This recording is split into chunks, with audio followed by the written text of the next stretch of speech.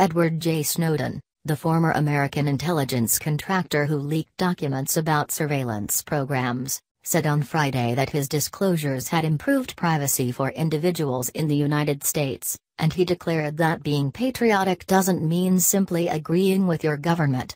Mr. Snowden also said he was grateful for a campaign, led by human rights and civil liberties groups, calling on President Obama to pardon him, a move that would allow him to return to the United States without facing the prospect of many years in jail. In 2013, after The Guardian and The Washington Post published articles about widespread, secret National Security Agency surveillance and data collection programs, Mr. Snowden identified himself as the source of the information. He had fled to Hong Kong, with the aim of escaping to Latin America via Moscow, but his passport was annulled and he was left stranded in Russia. If he is not pardoned, he could face charges on 2 counts under the 1917 Espionage Act, which does not allow for a public interest or whistleblower defense, making it almost impossible for him to explain his motivations or present a proper defense, Mr. Snowden said. I am legally prohibited from even speaking to the jury about my motivation, and this brings up the question of, can there be a fair trial when you can't put forward a defense? He said. One can speak to the judge during sentencing, he said, but not to the jury, and that's not very democratic. Mr. Snowden said he would consider serving a jail sentence as part of a plea bargain arranged before he leaves Russia.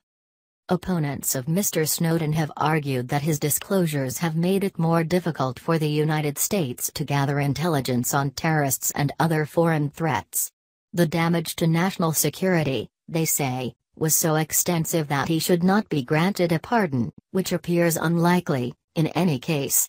The Obama administration has rejected the idea in earlier petition campaigns and has said that Mr. Snowden should face trial in the United States. On Thursday, lawmakers on the House Intelligence Committee unanimously signed a letter asking the president not to pardon him. Speaking via an internet connection from Russia to a session of the Athens Democracy Forum, sponsored by the New York Times, Mr. Snowden said he would maintain his focus on United States surveillance policies.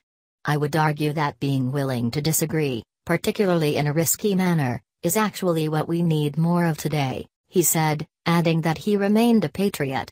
When we have this incredible, often fact-free environment, where politicians can simply make a claim, and then it's reported, without actual critical analysis of what that means, what the effect would be, how do we actually steer democracy? Most people think of privacy in terms of their settings on Facebook, Mr. Snowden said. But privacy is the fountainhead of all our rights, from which all rights are derived, he said. It's what makes you an individual. Freedom of speech, he said, doesn't have much room if you don't have the protected space. The danger is there, he said, when everything you've ever done, every purchase you've ever made, everywhere you've ever traveled with a cell phone in your pocket is suddenly available to third parties. Asked whether he had accomplished anything permanent with his revelations, he said, "Do I think things are fixed? No. Can any single individual fix the world? No, that's too much. Have things improved?" Answering his own question, Mr. Snowden said, "Yes. There have been important changes in American and European laws. Some internet companies are responding with full encryption and pushing back against government pressure, and people are more aware of the issue," he said, adding, "It's gotten a little better."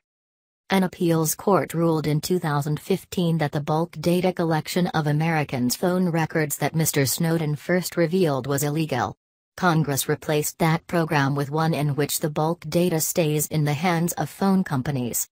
But the United States still distinguishes between its citizens and others when it comes to surveillance, because court approval is not necessary when American agencies want to monitor non-citizens outside the United States. Mr. Snowden said he was fully aware of Russia's anti-democratic traits, and he said he had spoken out against them, even though, as Kenneth Roth, the executive director of Human Rights Watch, who is also taking part in the Athens Forum, noted, the Russian government is the only thing between Mr. Snowden and a jail cell. Mr. Snowden denied engaging in self-censorship concerning Russia, adding that he did not think his opinions would have much influence in the country because he does not speak Russian very well.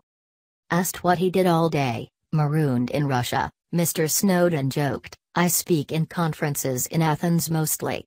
But then he added, "I've always been a sort of an indoor cat.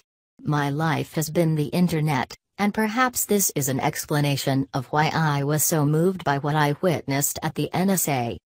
Snowden, Oliver Stone's portrait of the whistleblower, which was made with his cooperation, has just been released. Asked if he recognized the film version of himself as rather dull, he laughed. "I am what I am," he said. "I am never going to be the coolest guy on stage. But that's okay, because that's not what I'm going for." Mr. Snowden, who is a director of the Freedom of the Press Foundation, is also working to give journalists better tools to protect themselves against unwanted surveillance. "I think this is a worthy cause that makes me feel good about what I am doing, even if it doesn't get as much attention as the things I'm sort of best known for," he said. Regarding the presidential election in the United States, Mr. Snowden said he would vote by absentee ballot but declined, as a privacy advocate, he said, with a rare touch of humor, to reveal his choice.